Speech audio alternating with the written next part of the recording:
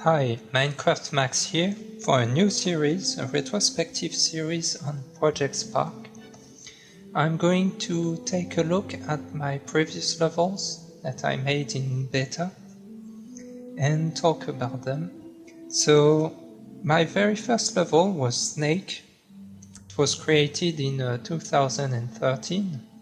So it's just a classic Snake game. You can change the size of the arena. So it's just the walls around the arena, the speed of your snake, or even the number of body parts he gets after eating an apple. So this is a revised version of a first version,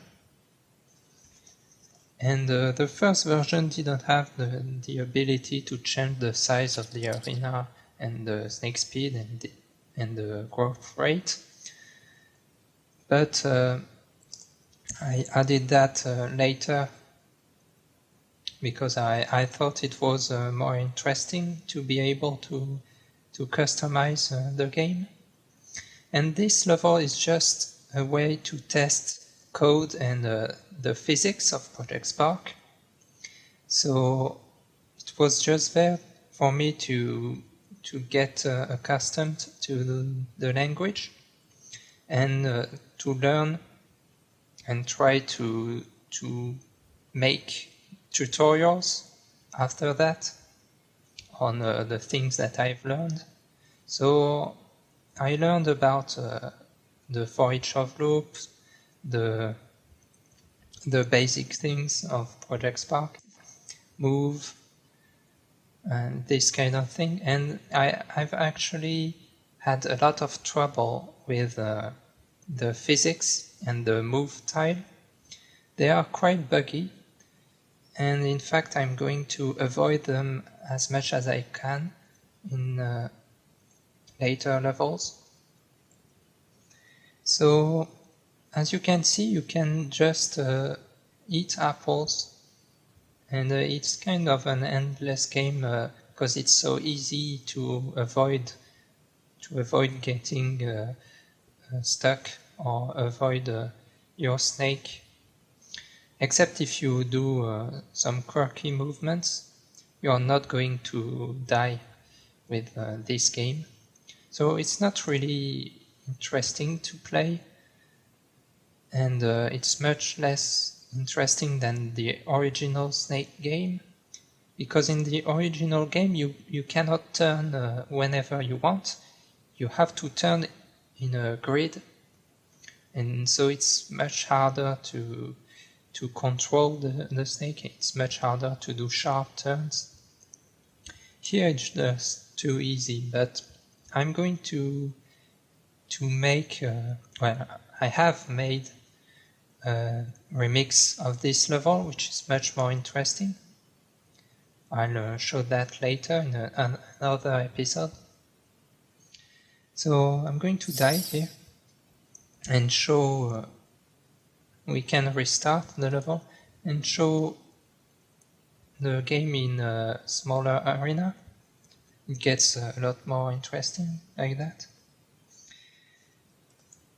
So this game was made because I had seen a video of Alpha Creations from Team Dakota, the video on the community levels from Alpha.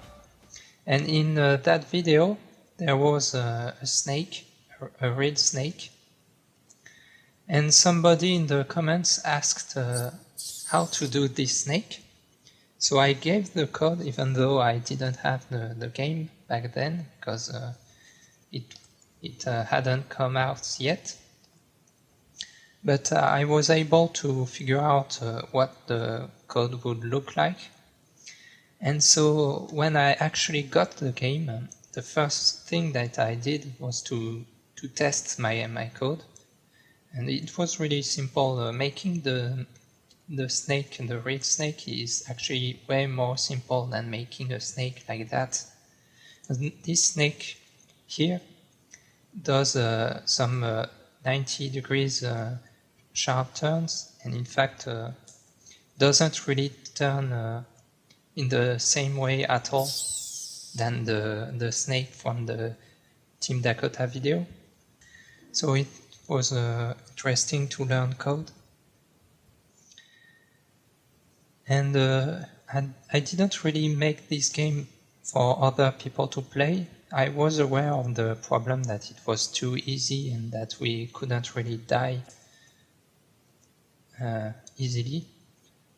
But I didn't care because I only wanted to test the code in order to make other levels which would be more interesting, like the remix of this snake level. And I've also made tutorials and levels with mechanics that I've built specifically to answer questions in the forums or in the chat of Twitch streams.